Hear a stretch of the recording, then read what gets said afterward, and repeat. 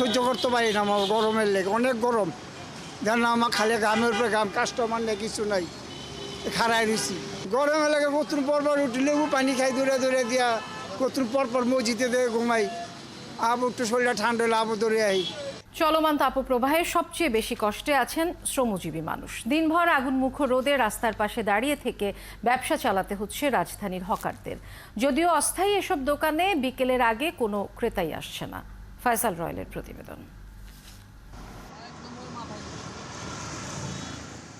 তীব্র তাপদাহে পুড়ছে শহর, আগুন ঝরাচ্ছে সড়কের পিচ, বহুতল ভবনগুলোর দেয়াল যেন ঝরাচ্ছে আগুনের ফুলকি। নিতান্ত প্রয়োজন ছাড়া ঘরের বাইরে যাচ্ছেন না নগরবাসী। তবুও এই তীব্র গরমেও কাউকে না কাউকে জীবন বাঁচাতে ধরতে হচ্ছে জীবিকার হাল।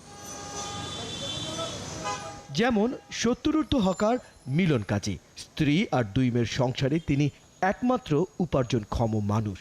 তাই ঝড় বৃষ্টি কিংবা আগুন ঝরানোর রোদ তাকে বাইরে পা রাখতেই হয়। নিউ মার্কেটের ফুট ওভার ব্রিজে বিক্রি করেন কটনের আলখেল্লা কাপড়। চোখে মুখে অশেষ ক্লান্তি, শরীর সায় না দিলেও মনের জোরেই তিনি বসে থাকেন একটু বিকিকিনির আশায়। কিন্তু তার কোনো পণ্যই আজ বিক্রি হয়নি। সহ্য করতে পারি না, আমার গরমের লেগে অনেক গরম। জান না, আমার খালি গামের উপরে গাম, কাস্টমার নেই, কিছু নাই, খারাই দিছি। গরমের লেগে কতদিন পরপর উঠি, লেবু পানি খাই দূরে দূরে দিয়া, কতদিন পরপর মসজিদে দিয়ে ঘুমাই। আবু একটু শরীরটা ঠান্ডা হলে আবু দৌড়ে আই। এমন বহু শ্রমজীবী মানুষ যেন প্রকৃতির সাথে যুদ্ধ করেই জীবন যুদ্ধকে বাঁচিয়ে রাখেন। তাই নিজের হৃদরোগকে উপেক্ষা করেই হিট স্ট্রোকের এই সময়ে ফুটপাতের খোলা রোদে কাপড় বেচতে হয় এই বিক্রেতাকে। আমি হার্টের রুগী, মানে খুব কষ্ট, তারপরে মানে পেটের ধান্দার জন্য আসতে হয় আর কি।